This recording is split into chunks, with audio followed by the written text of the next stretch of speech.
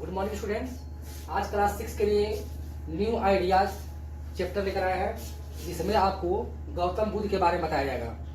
ऐसा नहीं कि न्यू आइडियाज नया योजनाएं थे, जो नया सोच थी वो केवल गौतम बुद्ध ही दिए थे। महावीर जी भी थे, शंकराचार्य जी भी थे, अन्य कई लोग हैं, लेकिन आज हम चर्चा करेंगे गौतम बुद्ध के बारे में। तो सबसे पहले जानेंगे न्यू आइडियाज के कुछ लक्षण, कुछ तरकीब इसके बारे में जानेंगे, कुछ विचार जानेंगे। तो आपको हम बताएं, लगभग 2500 वर्ष पहले जब जितने भी महाजनपद थे और जितने भी राजा थे वो शक्तिशाली हो गए, काफी समृद्ध बन गए, तो इनके माइंड में कहीं ना कहीं ये बात आई कि हमें कुछ और नया करना चाहिए और एक नई सोच लानी चाहिए, क्योंकि समाज में पाप बढ़ते जा रहे थे। तो लोग, क्योंकि रीजन क्या था, लोग नो बिलीव इन गॉड, भगवान में विश्वास नहीं थी, आस्था नहीं था। तो शायद कुछ लोगों को ऐसा फील हुआ, कुछ राजाओं को ऐसा फील हुआ, महसूस हुआ कि शायद अगर लोगों के अंदर एक आस्था डाला जाए कि भगवान होते हैं, पाप पुण्य का लेखा जोखा लिखी जाती है, तो शायद लोग जो पाप कर रहे हैं उसमें कुछ कमी करें या सुधार ही कर लें। तो इसलिए नई आइडिया चलाए गए और इसमें सबसे प्रथम नाम जो आता है वो गौतम बुद्ध का है। तो सबसे पहले हम गौतम बुद्ध के बारे में बताना चाहेंगे। गौतम बुद्ध जो थे, इनका पूरा नाम सिद्धार्थ गौतम था। इनके पिता का नाम सुद्धोधना और माता का नाम माया था। जब ये 7 दिन के थे तब इनकी माता यानी कि माया, जो इनकी माँ माया थी, उनकी निधन हो गई। फिर इनके पिताजी ने दूसरी शादी की जिसका नाम था गौतमी। इन्होंने इनका लालन पालन किया और इन्हें बड़ा किया। गौतम बुद्ध जब छोटे आयु के थे, बिल्कुल अभी मैक्सिमम 5 या 6 ईयर्स के थे, उस दौरान इनके जो पिताजी थे एक ऋषि मुनि से इनके कुंडली दिखवाए। वो कुंडली देखते ही बोला कि बच्चा जिस दिन अपने राज्य से बाहर जाएगा, ये लड़का सन्यासी बन जाएगा।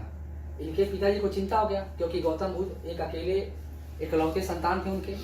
उनको फ्यूचर के लिए काफी चिंता हुई कि फ्यूचर में हमारा राजपाट कौन संभालेगा। इसीलिए इसने अपने महल को इतना बड़ा बनाया, जो इनकी महल लुम्बिनी में है, नेपाल, जो प्रेजेंट टाइम नेपाल में है, वहां पर काफी बड़ी महल तैयार की गई और उसी महल के अंदर इनको रख दिया गया।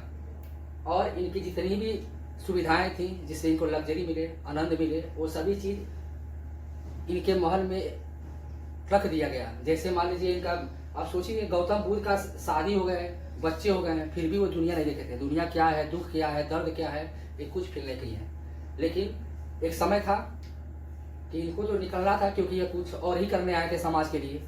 और इन्होंने क्या किया, अपने कदम को आगे उस दौरान बढ़ाया। एक रात को जब ये सोए थे तो एक गिटार की कुछ आवाजें निकल रही थी।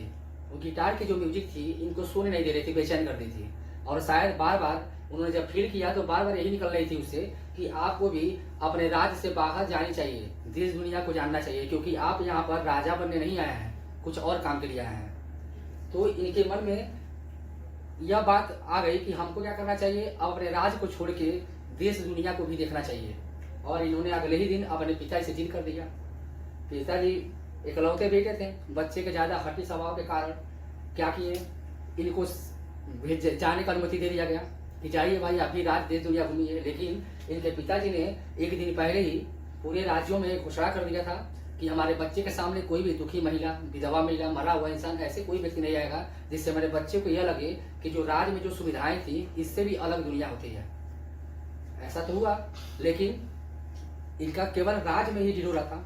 ये राज घूमते घूमते जब बिल्कुल उबाऊ सा फील हुआ तो इनकी सोच ये आई कि अपने राज से कुछ बाहर चले। इन्होंने, इनका जो सारथी था चेन्ना, उससे निवेदन किए कि हमें राज से बाहर ले चले। तो उन्होंने शायद समझाया कि भाई राजा का अनुमति नहीं है, तो बोले मैं भी राजकुमार हूँ और आने वाले समय में मैं भी राजा बनूंगा, तो हमारा आपका कर्तव्य है कि आप हमारे साथ हैं तो हमारी बातों को मानिए। उनकी बात मानकर चेन्ना ने क्या किया, दूसरे राज्य में ले गए। दूसरे राज्य में जाते ही सबसे पहले इनकी नजर एक बूढ़ी महिला पर पड़ती है। वह बूढ़ी महिला जिसका जितना भी स्किन है झुका हुआ था।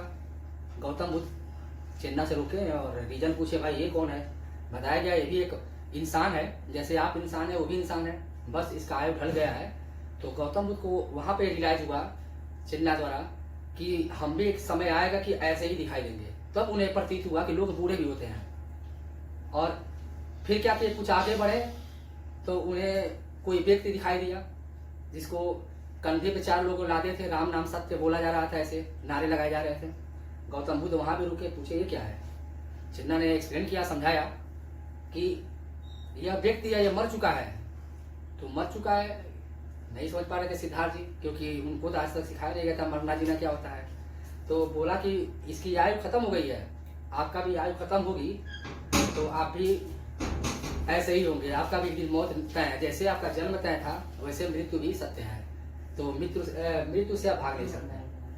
अब समझ लीजिए यह पॉइंट उनके माइंड में ऐसे सेटअप हुआ, ऐसे बैठ गया कि वो लगे असली जीवन खोजने, रियल लाइफ क्या होती है।